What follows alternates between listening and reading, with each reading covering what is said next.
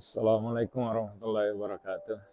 Pemirsa, alhamdulillah saya berada di Bandara Soekarno-Hatta. Ini sedang menunggu penerbangan ke Manado. Saya baru saja mengikuti kegiatan semacam pertemuan Bupati Wali Kota se-Indonesia dengan tajuk City Summit Sanitation, pertemuan pengelolaan sanitasi ke kabupaten ini. Kegiatannya dilaksanakan di Cilegon, Banteng kemarin. Ada banyak daerah yang datang, hampir 200-an daerah. Posisi saya mewakili Wali Kota Tombago di pertemuan tersebut. Cukup banyak yang kita dapatkan walaupun pertemuannya singkat. Intinya pertemuan itu cuma dilaksanakan 1 hari pada tanggal 7 Mei 2024. Kita dari pagi sampai malam pertemuannya itu. Kebetulan sorenya ada studi tiru, studi banding, berkunjung ke lokasi pengelolaan persampahan yang ada di Desa Kepuh, Kabupaten Cilegon itu. Di sana kita berada di TPA dan melihat langsung sistem pengelolaan persampahan yang ada di Kepuh situ, di Cilegon situ. Wali kota bersama jajarannya memaparkan sejak awal, mengatakan bahwa memang di Cilegon sementara aktif mengelola sampah dari rumah tangga maupun dari masyarakat untuk dijadikan bahan bakar industri energi. Kalau di Cilegon yang menjalin kerjasama pengelolaan energi sampah itu adalah PLTU, Pembangkit Listrik Tenaga Uap Cilegon. Jadi hasil olahan sampah ini mendapatkan satu material yang sama kadar dan kapasitasnya batu bara, sehingga harga pengelolaannya pun itu sama dengan harga batu bara. Kalau batu bara harganya kisaran 600.000 sampai 700.000 per ton, itu pun juga harga dari hasil pengelolaan sampah yang ada di Cilegon tersebut. Jadi prosesnya seperti biasa, standar, dari sampah rumah tangga atau sampah yang ada di lingkungan masyarakat kita, kemudian diangkat ke TPA Cilegon itu. Di sana melalui proses pemilahan, penggilingan, fermentasi, kemudian pengeringan, dan sampai pada pengepakan untuk dibawa langsung ke PLTU, dijadikan bahan bakar untuk pembangkit listrik tenaga uap. Ini cukup bagus, menarik. Yang menarik di situ adalah bahwa Cilegon awal-awalnya per hari itu menghasilkan sampah 5 ton. 5 ton per hari menghasilkan bahan olahan itu untuk siap menjadi bahan bakar di PLTU itu. Nah, kapasitasnya sekarang meningkat menjadi 30 ton per hari. Nah, ada semangat yang diberikan oleh Wali Kota Cilegon pada saat itu bahwa tahun depan, bahkan mulai dari 2024 ini sampai 2025 ini, mereka targetkan hasil olahan tersebut produksi bahan bakar dari sampah itu mencapai 200 ton per hari. Itu artinya bahwa kalau itu terjadi maka sampah di Cilegon akan minus, akan kekurangan sampah. Nah, memang dari hasil informasi yang saya dapatkan, selentingan informasi bahwa ada beberapa kabupaten kota, misalnya Serang sendiri, mengirim sampahnya ke tempat pembuangan sampah Cilegon itu. Itu mendapatkan substitusi. Jadi sampah Serang dibawa ke Cilegon, otomatis Kabupaten Serang membawa IR ke Cilegon.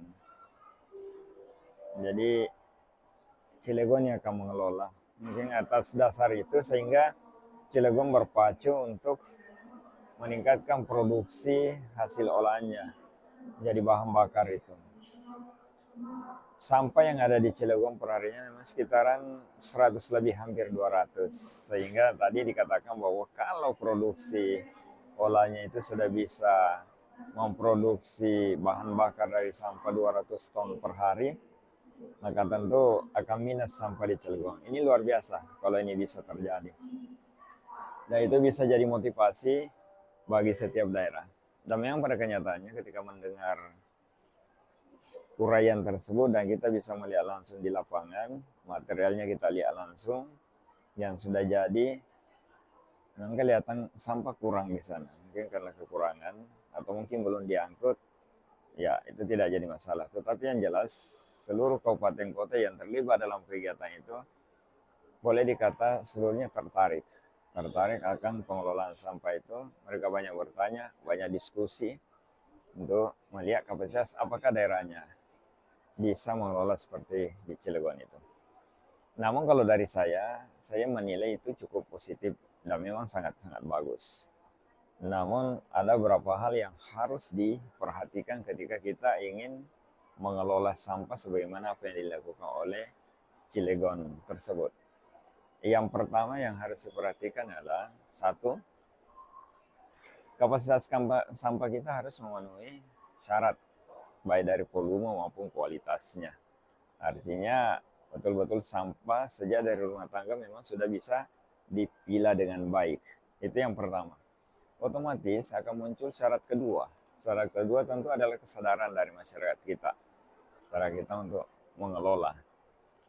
Kalau masyarakat kita tidak bisa mengelola atau memilah sampah dari rumah, maka tetap bisa dipilah di TPA. Tetapi tentu tidak efisien lagi karena akan membutuhkan tambahan tenaga lagi untuk khusus melakukan pemilahan sampah yang ada di TPA. Berarti waktu kita dibutuhkan untuk memproduksi bahan bakar, bahan olahan dari sampah itu tidak efisien, tidak efektif lagi. Itu akan membuat waktu dan tenaga, otomatis biaya operasional kita akan meningkat. Nah, ditakutkan jangan sampai itu tidak terjadi, maka akan membuat biaya operasional dari APBD kita membengkak. Enggak, karena kita membutuhkan tambahan tenaga. Kita sudah memiliki tukang sapu, ditambah lagi biaya yang memproduksi itu sampah. Kemudian yang ketiga, ini yang terpenting. Yang terpenting yang harus diperhatikan ketika daerah ingin melakukan itu, yang dipastikan bahwa di daerahnya memang ada industri yang membutuhkan hasil produksi olahan sampah tersebut. Misalnya ada PLTU atau ada pabrik semen untuk mengelola, atau ada industri-industri kecil yang membutuhkan bahan bakar seperti kayu, kemudian batu bara yang bisa menimbulkan panas dari bara api lah. Itu harus ada industri itu. Kalau tidak ada, maka hasil olahan bisa juga, tapi harus diekspor ke daerah lain. Nah, ini yang terpenting. Ketika akan mengekspor ke daerah lain, ada 1-2 orang yang pernah melakukan kegiatan tersebut, ternyata tidak bisa berlanjut dengan baik. Kenapa? Karena biaya untuk pengiriman bahannya itu untuk diekspor itu lebih besar daripada hasil pembelian diharapkan. Apalagi kalau kita berada di daerah pelosok-pelosok yang membutuhkan armada, misalnya pengangkutan bus yang jauh dengan medan yang susah. Mereka yang tinggal di dekat pelabuhan pun sebenarnya sudah kesulitan dari biaya pengiriman tersebut. Sebenarnya biaya ekspedisinya yang berat. Nah, itu yang harus diperhatikan. Kecuali kita melakukan kerjasama dengan pihak lain. Tetapi sebenarnya kalau belum ada industri, maka yang harus dilakukan lebih dulu di lobi adalah bagaimana caranya supaya di daerah tersebut ada industri. Ada industri pengolahan yang membutuhkan misalnya bahan bakar seperti itu. Misalnya PLTU, kemudian tadi pabrik semen, atau pabrik pembakaran pengolahan kafur, bisa, itu bisa diandalkan. Atau mungkin ada tempat yang biasa membuat pot-pot bunga, genting, atau batu bata dari tanah liat yang proses dimasak melalui pembakaran tersebut. Ya, itu yang dibutuhkan. Kalau memang mengandalkan cuma hanya untuk mengekspor, maka akan susah. Kalau toh itu tidak bisa, otomatis yang harus dijadikan adalah hanya untuk kegiatan pertanian, mungkin pertanian sebagai pupuk kompos untuk pertanian. Tapi kalau kompos untuk pertanian tentu tidak terlalu besar, itu butuh tahapan-tahapan. Tetapi kalau digunakan untuk menghasilkan bahan bakar energi panas, maka itu sebenarnya lebih cepat dan lebih efisien. Tetapi sekali lagi butuh ternyata planning, perencanaan, yaitu tadi yang pertama mempersiapkan kapasitas sampah kita, kemudian industrinya harus ada, dan industri itu kebutuhannya berapa banyak dan berapa kapasitas kita untuk bisa memenuhi.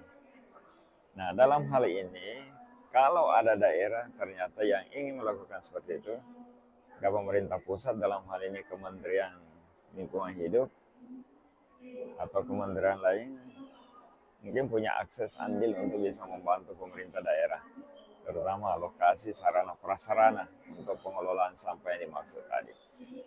Itu pemirsa sedikit oleh-oleh yang saya dapatkan dari hasil pertemuan Summit City Sanitation yang ada di Cilegon. Ini luar biasa. Nanti akan dilanjutkan di daerah lain-lain, kita tinggal menunggu undangannya, apalagi yang akan dilaksanakan. Tetapi sangat-sangat bagus, mudah-mudahan kita bisa mengaplikasikan di daerah kegiatan pengolahan sampah. Karena sampah ini bukannya berkurang dari hari ke hari, tetapi lebih besar lagi dan tambah banyak. Dibutuhkan kesadaran bersama, mulai dari individu di rumah tangga sampai di kelompok-kelompok masyarakat, untuk bisa membantu pengolahan sampah ini, minimal membuat kompos di rumah. Demikian pemirsa, sedikit informasi, mudah-mudahan bermanfaat. Assalamualaikum warahmatullahi wabarakatuh.